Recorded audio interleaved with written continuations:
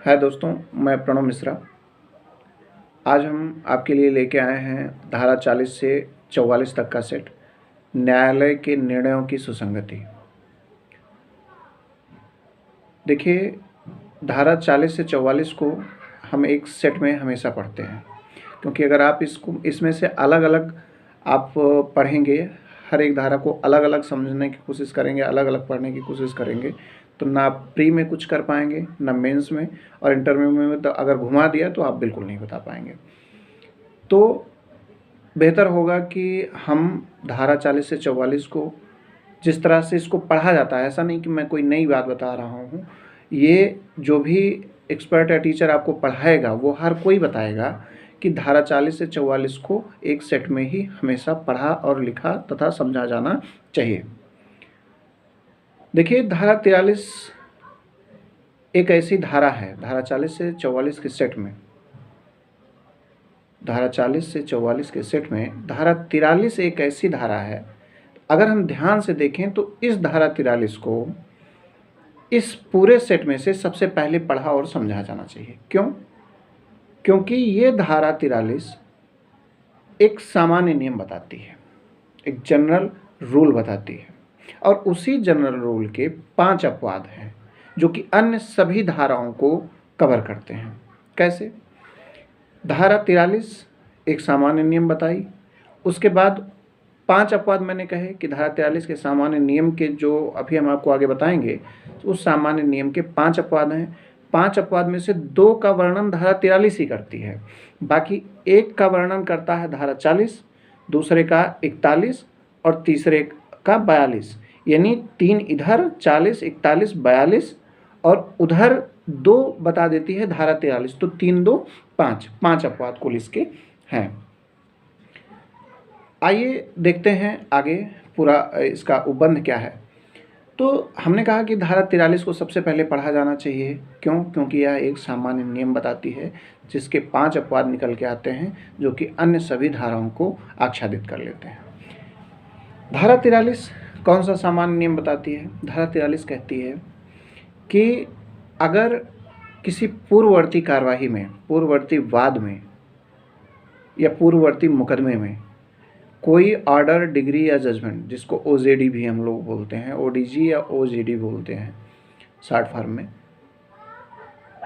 अगर किसी पूर्ववर्ती कार्यवाही में या वाद में न्यायालय, सक्षम न्यायालय कोई ओजेडी पारित कर देता है, ऑर्डर, डिग्री या जजमेंट पारित कर देता है, तो वह ऑर्डर, डिग्री या जजमेंट, जो भी उसने तीनों में से कोई एक दिया है, वह ओजेडी किसी पश्चातवर्ती कार्यवाही में सुसंगत नहीं होगा, और सुसंगत ना होने के कारण वह साक्ष्य के रूप में भी ग्राह्य नहीं किया जाएगा। ये तो था धारा 43 का सामान्य नियम।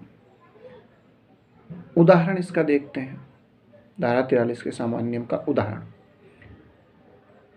बड़ा ही अच्छा उदाहरण है। यूपी, एमपी, बिहार, बहुत जगह पूछा जाता है, और प्री मेंस दोनों में पूछा जाता है। इनफैक्ट इंटरव्यू में भी ये पूछ लिया जाता है। क्या है कि ए, बी, सी, एकदम दिमाग खुला रखिए, समझने की कोशिश कीजिए, सब समझ में आ जाएगा। ए, बी, सी 3 कैरेक्टर हैं। या इस तरह समझ लीजिए कि राम, चलिए ए बी सी से समझिए क्योंकि उसमें डायरेक्ट नाम आ जाएगा। A B C D, A, B और सी 3 कैरेक्टर हैं, जिसमें से ए बी का हस्बैंड है, यानी बी एक फीमेल है, सी एक थर्ड पार्टी है। होता क्या है कि ए जो है सी के विरुद्ध एक मुकदमा कायम करता है। मुकदमा होता है जार कर्म का। वो न्यायालय में इस बात के लिए मुकदमा दायर करता है कि सी ने मेरी पत्नी बी के साथ जार कर्म किया है, जार कर्म का अपराध किया है, आईपीसी के अंतर्गत कवर्ड है। अब जब विचारण होता है तो विचारण में सी कहता है कि बी ए की पत्नी है ही नहीं। न्यायालय सी की इस बात को, सी के इस तर्क को नहीं मानता है, और वो सी को जार कर्म के अपराध के लिए दोष सिद्ध कर देता है। एक पैरा हो गया है। दूसरा पैरा है कि आगे चल करके सी, अब जार कर्म का मामला था ही, बी क्या करती है कि उसी अपने जार सी से विवाह कर लेती है।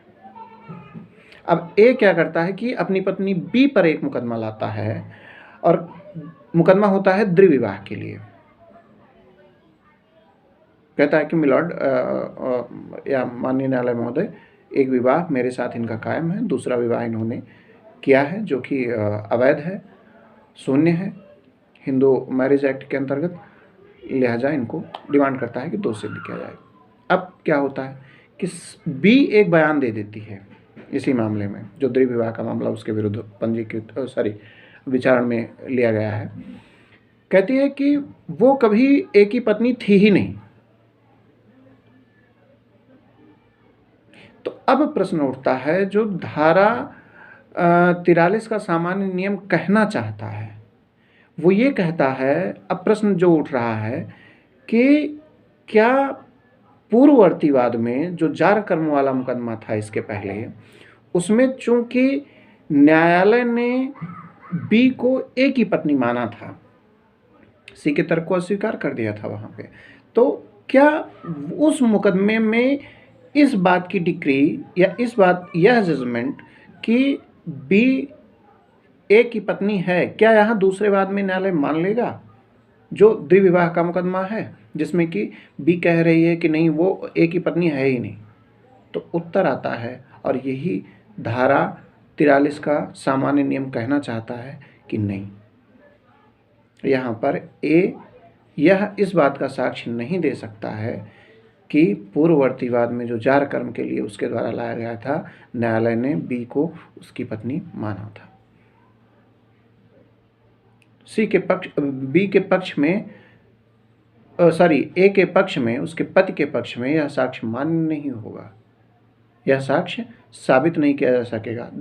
देखिए दो चीज़ें हैं जो एमपी और बिहार जैसे स्टेट में या यूपी जैसे स्टेट में पूछा जाता है, यहीं पर प्रश्न घुमा देता है, पूछता है कि क्या यहाँ पे जो अभी मैंने पूरा उदाहरण बताया, दोनों भाग का उदाहरण, जार कर्म और द्विविवाह, क्या यहाँ पे जो ए है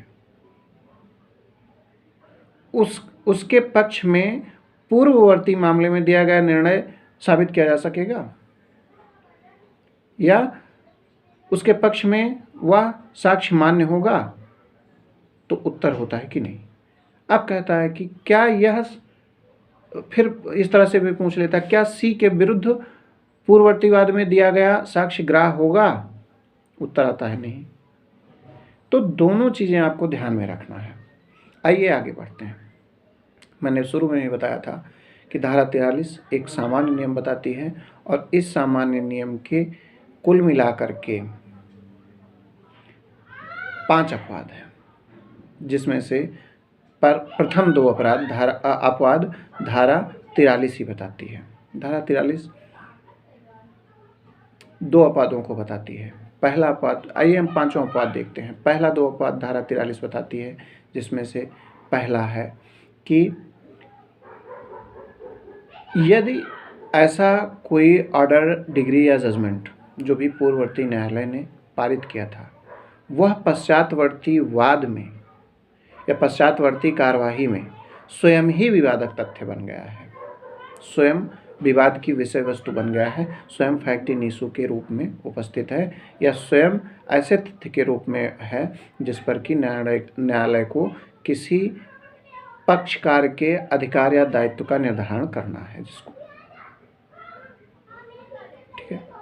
यानी धारा 43 का प्रथम अपवाद कहता है, प्रथम अपवाद जो कि धारा 43 देती है, वो ये कहता है कि अगर पूर्ववर्ती वाद में दिया गया कोई भी ऑर्डर, डिग्री या जजमेंट पश्चातवर्ती कार्यवाही में स्वयं विवादक बन बैठा है, तो वहाँ पर पूर्ववर्ती वाद में दिया गया ऑर्डर या डिग्री या जजमेंट जो भी दिया है, वह पश्चातवर्ती वाद में साक्ष्य के रूप में सुसंगत होगा और ग्राह्य होगा, भले ही धारा 43 का सामान्य नियम कुछ भी कहता हो।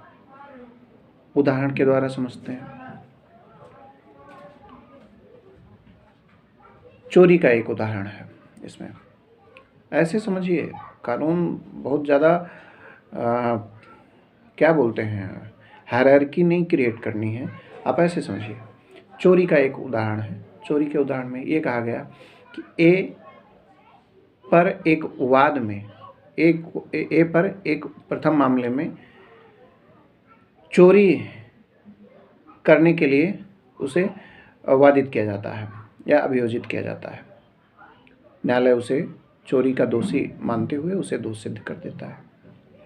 अब एक दूसरे वाद में उसके ऊपर चोरी करने के लिए और चोरी के अपराध में पूर्व दोष सिद्ध के लिए अभियोजित कर दिया जाता है।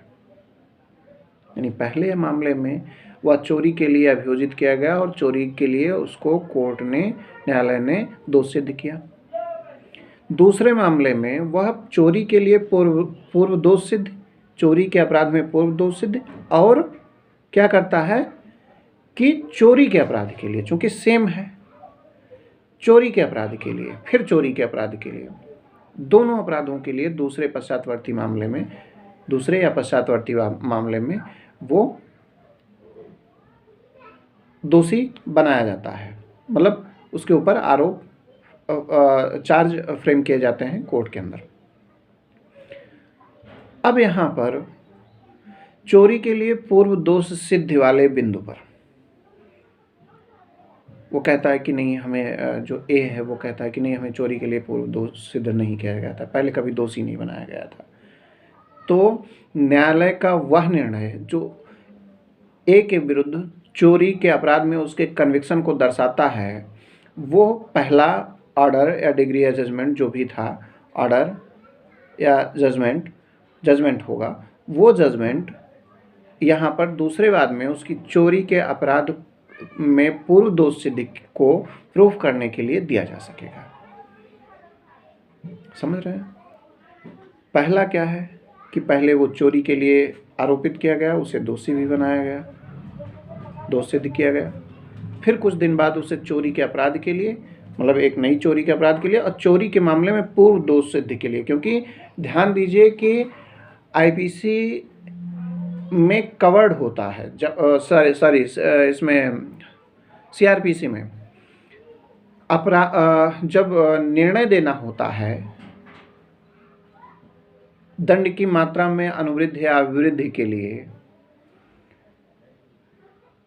तो न्यायालय निर्णय तो सुरक्षित कर लेता है लेकिन दोष सिद्ध के प्रश्न पर सुनता है।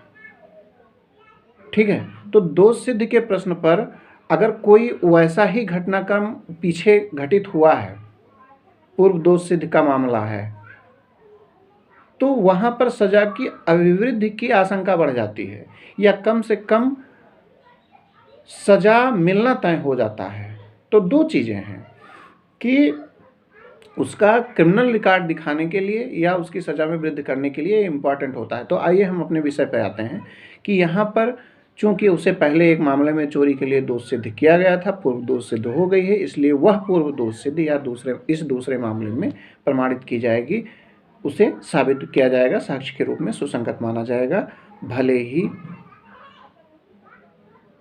धारा 43 का सामान्य नियम कुछ भी कहता हो। ठीक है, धारा 43 का सामान्य नियम कहता रहे इसके अकॉर्डिंग। ये हो गया स्वयं विवादक। दूसरा आपका है कि ऐसा ऑर्डर, डिग्री या जजमेंट जो कि पूर्ववर्ती वाद में न्यायालय ने कॉम्पिटेंट कोर्ट ने दिया था, वह इस अधिनियम की किसी अन्य धारा के अंतर्गत सुसंगत है। किस अधिनियम की? भारतीय साक्ष्य अधिनियम के अंतर्गत। अब सुसंगत है तो सुसंगत तथ्यों का जो एक स्लैबस दिया गया, एक उसका चार्ट दिया गया या उसका समूह दिया गया, वो धारा 5 से 55, भारतीय साक्ष्य अधिनियम की धारा 5 से 55 तक सुसंगत तथ्यों के बारे में बताया गया है। तो कहता क्या है दूसरा अपवाद? पहला अपवाद आपका हो गया। दूसरा अपवाद कहता क्या है कि अगर पूर्ववर्ती वाद में दिया गया कोई भी ऑर्डर, डिग्री या जजमेंट किसी पश्चातवर्ती कार्यवाही में स्वयं क्या है कि किसी अन्य धारा के साथ 5 से 55 की किसी अन्य धारा के अंतर्गत सुसंगत है, तो वह पश्चातवर्ती कार्यवाही में साक्ष्य के रूप में सुसंगत होगा और माना जाएगा। फिर से समझ लीजिए, अगर पूर्ववर्तीवाद में दिया गया कोई ऑर्डर, डिग्री या जजमेंट भारतीय साक्ष्य अधिनियम की धारा 5 से 55 तक की किसी भी धारा के अंतर्गत सुसंगत है तो वह पश्चातवर्ती कार्यवाही में साक्ष्य के रूप में दिया जा सकेगा, ग्राह्य भी होगा और उसके आधार पर दोष सिद्ध भी की जा सकती है। उदाहरण के तौर पर हम देखते हैं कि ए बी पर एक भूमि के अवैध कब्जे के लिए मुकदमा लाता है। ये कहता है कि न्यायालय के सामने याचना करता है कि हमारी एक भूमि थी, इस पर बी ने अवैध कब्जा कर लिया है, माननीय न्यायालय महोदय ये भूमि मुझे दिलवाई जाए, ऐसी प्रार्थना करता है। न्यायालय क्या करता है कि तमाम तथ्य सबूत एवं मेरिट डिमेरिट पर सुनवाई करने के बाद न्यायालय क्या करता है कि ए के पक्ष में डिग्री दे देता है, मतलब ए मुकदमा जीत भी जाता है। अब कुछ दिन बाद क्या होता है कि चूंकि बी मुकदमा हार गया था तो खिंझा हुआ था, उसकी पूरी फैमिली खिंझी हुई थी, परेशान थी, चिढ़ी हुई थी। तो बी का लड़का उठ करके बी का लड़का ए का मर्डर कर देता है, कर दिया लोचा। अब एक दूसरा मुकदमा, सिविल मुकदमे से अब आपराधिक मुकदमा, एक पहला तो वो ठीक था, लेकिन अब एक आपराधिक मुकदमा दायर होता है। मृतक ए के जो उत्तराधिकारी हैं या जो भी उनके अपने स्वजन हैं उनके द्वारा एक मुकदमा हत्या का पंजीकृत कराया जाता है। अब एक पश्चातवर्ती केस है ये, मतलब एक पहला केस वो हो गया जिसमें ए के पक्ष में डिग्री आई थी, दूसरा केस ये हो गया कि हत्या कर दी चूंकि बी के लड़के ने एक ही, अब एक फिर मुकदमा पंजीकृत हुआ। अब क्या होता है कि विचारण में ए का वकील या ए की तरफ से, मृतक ए की तरफ से साक्ष्य दिया जाता है कि चूंकि पूर्ववर्तीवाद में न्यायालय ने ए के पक्ष में डिग्री प्रदान कर दी थी, इसी बात से बी और उसके परिवारजन या उसका लड़का सी जो है वो गुस्साए थे, नाराज थे, असंतुष्ट थे। वो बदले की भावना से उनके पास हेतु था,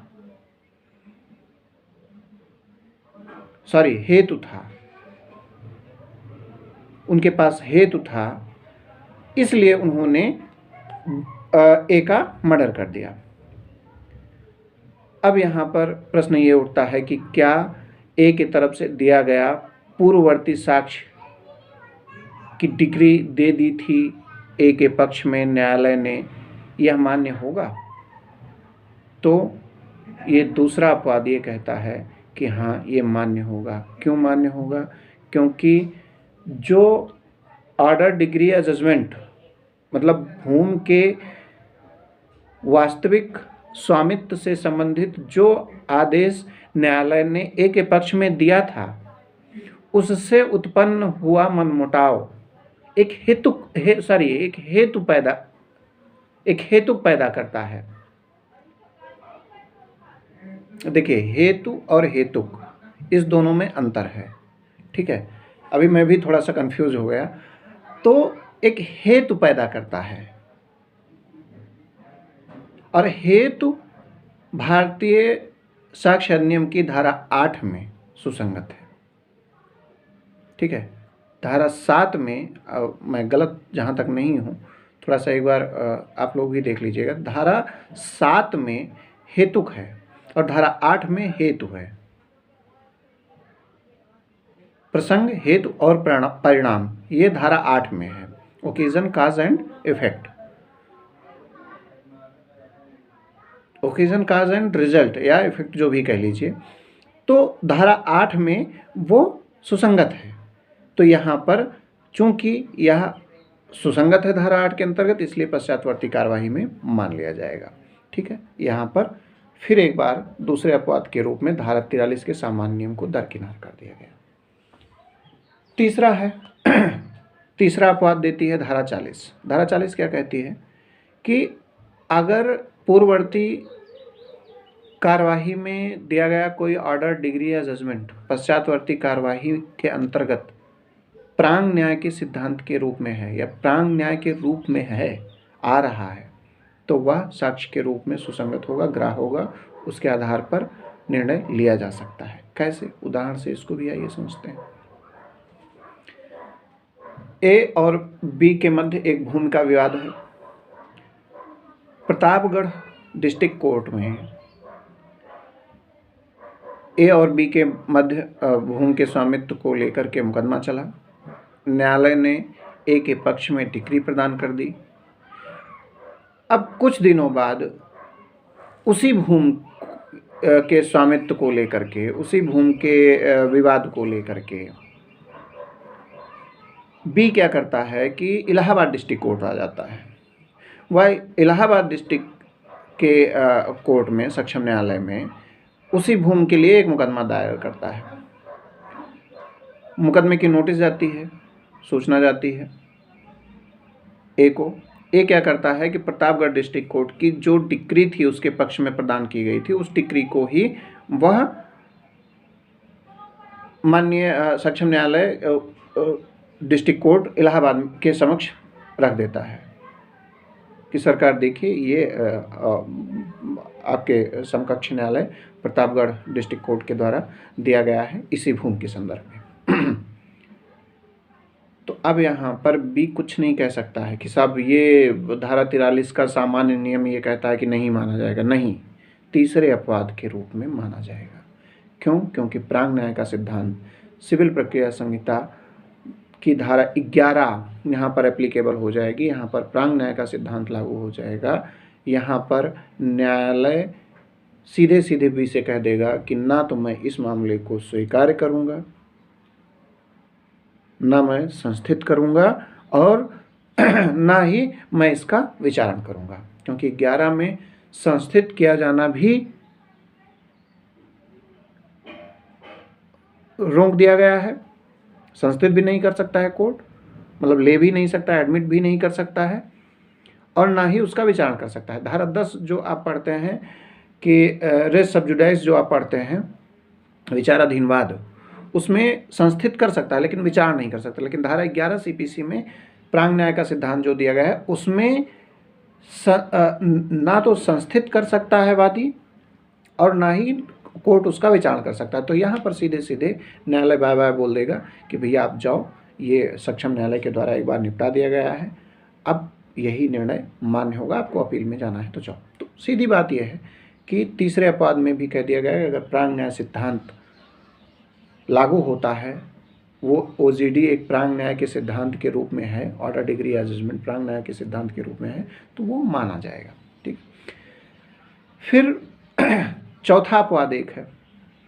चौथा अपवाद क्या कहता है कि अगर पूर्ववर्ती वाद में दिया गया कोई ऑर्डर, डिग्री या जजमेंट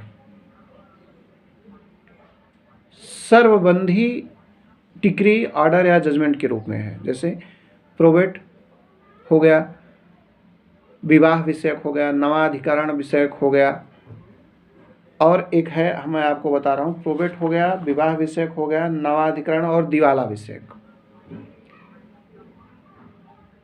अगर इन चारों विषयों पर न्यायालय कोई डिक्री दे देता है जिसे हम कहते हैं जजमेंट इन रेम, सर्वबंधी निर्णय,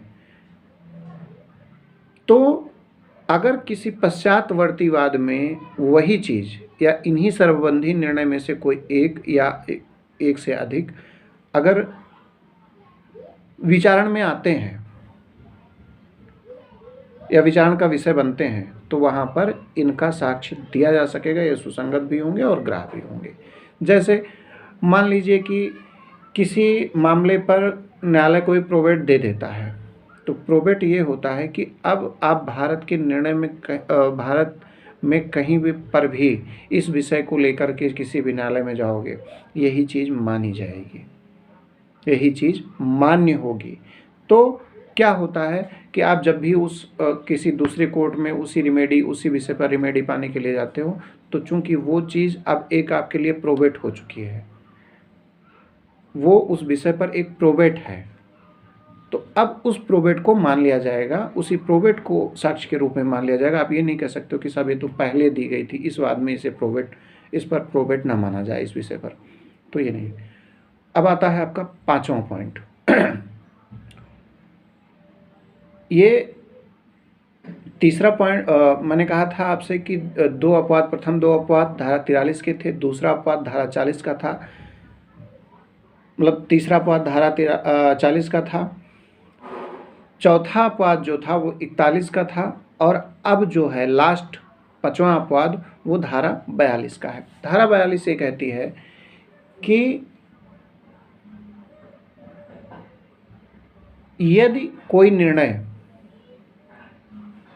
उपरोक्त जो पहले 4 अपवाद बताए गए हैं उन चारों अपवादों से भिन्न किसी लोक प्रकृति का है, अगर कोई ऑर्डर, डिग्री या जजमेंट उपरोक्त 4 अपवादों से भिन्न किसी लोक प्रकृति का ऑर्डर, डिग्री या जजमेंट है, तो वह लोक प्रकृति का ऑर्डर, डिग्री या जजमेंट तीनों में से कोई पश्चातवर्तीवाद में साक्ष्य के रूप में सुसंगत होगा और मान्य भी होगा, अर्थात उसके आधार पर निर्णय भी लिया जा सकेगा। कैसे? ए बी पर एक मुकदमा लाता है कि बी हमारी ज़मीन से होकर आते जाते हैं। बी कहता है कि न्यायालय के सामने कहता है कि साहब ये जो एक लोक मार्ग है, ये जिससे हम आते जाते हैं, जिसको बी ए अपनी ज़मीन कह रहे हैं, ये एक लोक मार्ग है। न्यायालय क्या करता है कि बी के तर्क को मान लेता है और उसे एक लोक मार्ग मान लेता है, डिक्री दे देता है बी को। अब कुछ दिन बाद वही ए, चूँकि अब वो लोक मार्ग सब आ जा रहे हैं, तो वही ए क्या करता है कि एक सी नाम के व्यक्ति के विरुद्ध पुनः वाद लाता है कि साहब ये हमारी ज़मीन से आ जा रहे हैं। तो सी क्या करता है कि जो ए बनाम बी में लोक मार्ग मानते हुए न्यायालय ने बी के पक्ष में निर्णय दिया था, उसी लोक मार्ग माने जाने की डिक्री वह अपने वाद में लाकर न्यायालय के पटल पर रख देता है कि साहब देख लीजिए, इसको ये लोक मार्ग बताया गया था, इसलिए ये लोक मार्ग है। तो यहाँ पर क्या होगा कि यह साक्ष्य सी का जो ए बनाम बी के मामले में दिया गया था मान्य होगा। ठीक है, यहाँ पर धारा 43 का सामान्य नियम काम नहीं करेगा। अब एक लास्ट धारा बचती है, धारा 44। धारा 44 बहुत ही इंटरेस्टिंग धारा है। धारा 44 ये कहती है कि क्या जो धारा 43 के सामान्य नियम के विरुद्ध 5 अपवाद दिए गए, यानी 2 अपवाद धारा 43 के, एक अपवाद क्रमशः धारा 40, 41 और 42, क्या इन पांचों अपवादों के अंतर्गत दी गई कोई ऑर्डर, डिग्री या जजमेंट चैलेंज की जा सकती है? इसे चैलेंज किया जा सकता है। तो धारा 44 इसी बात का जवाब देती है कि हाँ, धारा 43 के सामान्य नियम के 5 अपवादों में दिया गया कोई ऑर्डर, डिग्री या जजमेंट 3 आधारों पर चैलेंज किया जाता है। पहला, उसको हम लोग फिसप के रूप में FIC और F फिसप के रूप में कोडिफाइड करते हैं या उसका कोड बना चुके हैं। तो उसमें 3 आधार दिए गए कि 3 आधार पर चैलेंज की जा सकती है।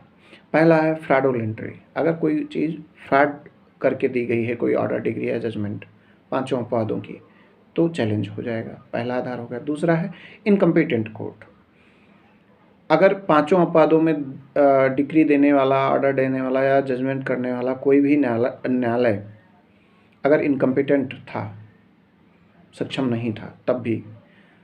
और एक फिक्सिंग का मामला है कि अगर 60 गांठ के जरिए दिया गया है 5 अपवादों में से कोई ऑर्डर, डिग्री या जजमेंट, तब भी। यानी फ्रॉड, फिक्सिंग और इनकम्पिटेंट कोर्ट, दीज आर 3